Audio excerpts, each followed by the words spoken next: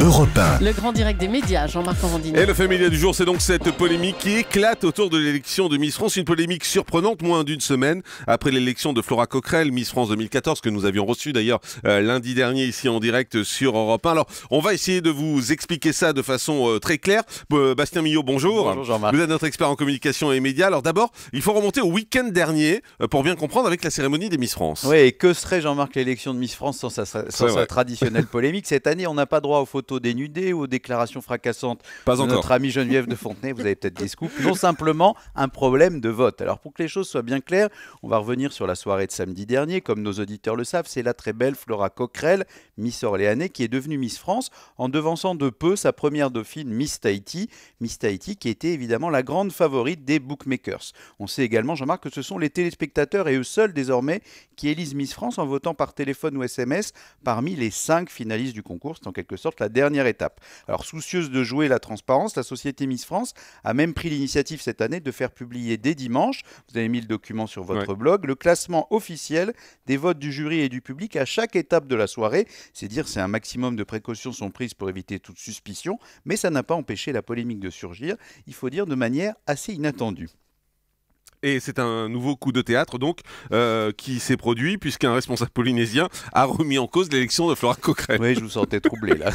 Pas n'importe quel. J'ai pas compris que c'était la fin. Voilà, c'est ça. De temps en temps. Et pas n'importe quel responsable, Jean-Marc, puisqu'il s'agit du porte-parole du gouvernement polynésien. Alors ça nous permet de rappeler à nos auditeurs que la Polynésie a un statut autonome et donc un gouvernement. Et ce porte-parole du gouvernement polynésien est également le ministre en charge des postes et télécommunications de Polynésie. Et donc Marcel Touiani, il a lâché une véritable bombe dans les colonnes du Tahiti Info. Il affirme que seuls 11% des votes polynésiens ont été pris en compte samedi par le serveur de TF1, ce qui veut dire très concrètement que sur 139 000 appels qui étaient émis depuis la Polynésie, on sans doute très majoritairement favorables à Miss Tahiti, seuls 16 000 auraient abouti. Et donc comme l'élection a été très serrée, eh bien, le ministre sous-entend que Miss Tahiti aurait dû devenir Miss France si les appels avaient été correctement traités. On lui aurait donc en quelque sorte volé sa victoire. Alors Jean-Marc, précisons quand même à nos auditeurs que le vote par téléphone depuis la Polynésie, ça n'était pas d'une simplicité biblique.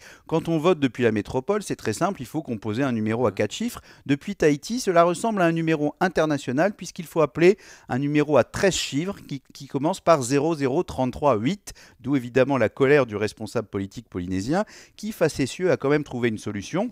Il invite le comité Miss France à organiser la prochaine élection en Polynésie pour inverser la situation.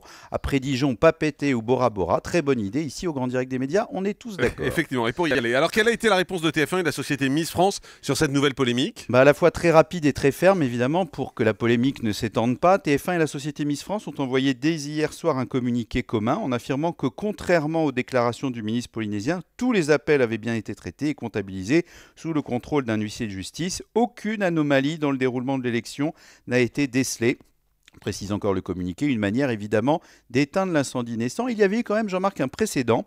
En 2006, la charmante Sophie Vouzelot, qui était Miss Limousin, concourait pour l'élection de Miss France 2007 et elle avait séduit le public. Il faut dire qu'elle avait une particularité, elle était la seconde jeune femme sourde à participer à la compétition. Eh bien, à une voix du jury près, elle n'avait pas été élue Miss France, mais première dauphine, alors que les téléspectateurs avaient majoritairement voté pour elle. C'est ce qui a poussé ensuite la société Miss France à laisser désormais exclusivement le choix final aux téléspectateurs.